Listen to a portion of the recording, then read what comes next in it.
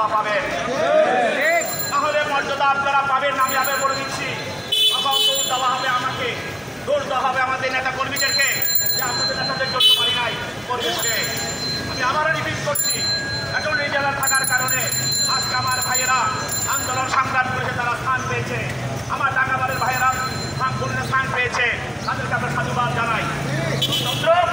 এইখানে যদি আপনার লোক থাকে, আপনার চেহারা দেখে দেখে সেই যারা আন্দোলন সংগ্রাম রক্ত জড়িয়েছে তাদেরকে সেখানে উপস্থাপন করা হবে, তাহলে সুবিধাবাদীরা আজকে টাকা করে নেবে। আমাদের সময় সবসময় আসে না।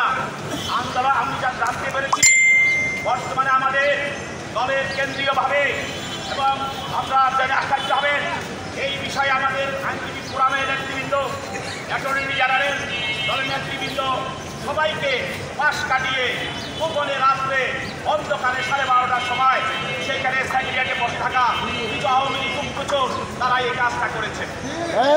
স্থান হবে না। আজকে আপনাদের আন্দোলন সংগ্রামের ফলে সমস্ত পত্রিকা আসার পরে, মিডিয়া আসার পরে আজকে সর্বত্র আমাদের দলের এবং হাইকমান্ডের সব জায়গায় আলোচনা চলছে।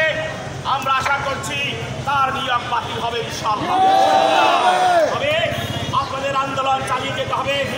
আমরা আজকে সকালে এখানে একত্রিত হয়েছি, আমরা এখানে পিপি অফিসে যাব, আমরা মহানগরে যাব, আর তারপরে আজকে আমাদের কর্ম শেষ করব। আবার আমার 12টার সময় আমাদের প্রোগ্রাম থাকবে, ঠিক আছে? আমি যে কথাগুলো বললাম এই কথাগুলো মনে রাখবেন, দেখবেন ওকে যদি বাদ না দেন সবাই ক্ষতিগ্রস্ত হবে, সবাই ক্ষতিগ্রস্ত হবে, দল ক্ষতিগ্রস্ত হবে, এই আইনজীবী সমিতি ক্ষতিগ্রস্ত হবে এবং সুযোগবাদীরা ঢাকাবাদকে দখল করে নিবে। ঠিকানা আমাদের সাবেক সাধারণ সম্পাদক